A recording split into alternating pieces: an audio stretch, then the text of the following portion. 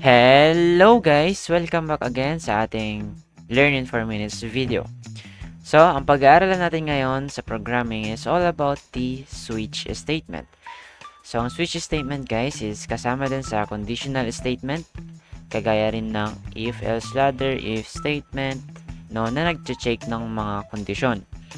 So, without further ado, let's begin. Okay, so kung makikita nyo guys, nandito na yung syntax ng ating switch statement. Pag-aaralan natin to line by line. Okay, para mas maintindihan ninyo. Pwede tayong magkaroon dito ng part 1 and part 2 if hindi natin mapagkasya sa 4 minutes. So, let's begin. Pag-aaralan natin to lahat ng syntax na naririto sa switch statement. Okay. Syempre, pag gagamit ka ng switch, tatawagin mo sa switch, 'di ba? After mong tawagan sa switch, magagawa ka ng parentheses. Okay? So, try natin yan dito sa ating code.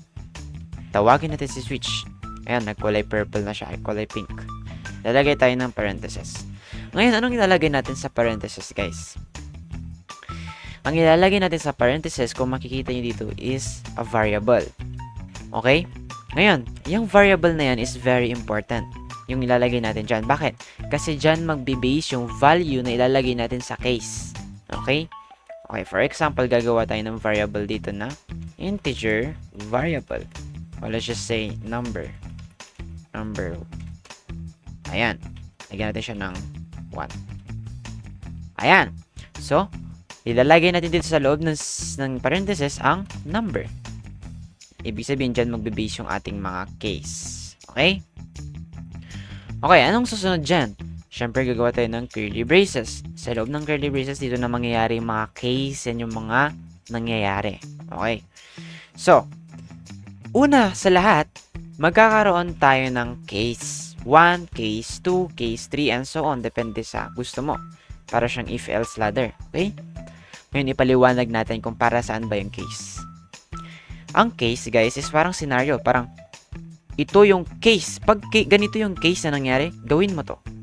Parang ganun yung sinasabi niya, guys, no? So, for example, tatawagin na natin dito si case. Ayan, kulay pink. Mag-space lang tayo, and nilalagay natin dito yung value. Okay, makita natin dito value 1, value 2, value 3, and so on yan. Okay? Ibig sabihin, ano yung ilalagay nating value dyan, guys? Yung value na ilalagay natin dyan is yung gusto nating tumugma sa ating variable na number. Okay? Guess nyo ba? So, pag naglagay tayo dito ng value, since okay, take note guys na ang tinatanggap lang na value ng switch statement is string, character, number, and enums. Okay?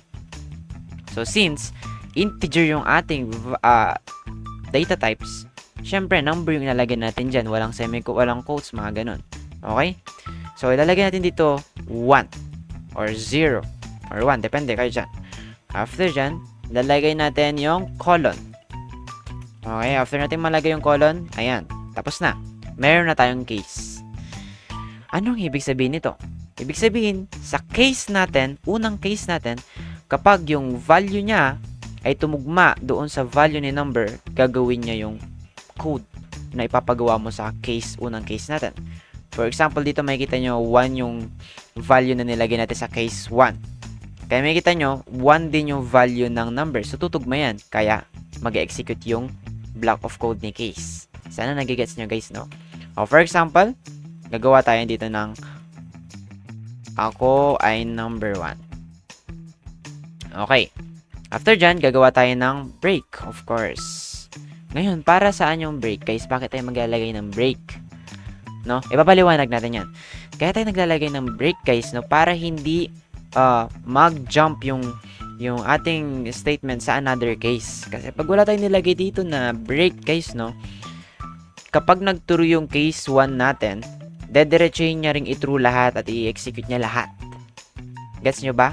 Kaya tayo naglalagay ng break para specific lang yung case na gusto nating i-run. Hindi na siya mag-jump to another case. So, nakadepende na yan sa inyo guys kung maglalagay kayo ng break o hindi kasi hindi naman siya mag-error. No? Ngayon nga lang, magkakaroon kayo ng problem na i-run niya lahat pag wala kayong break na nilagay.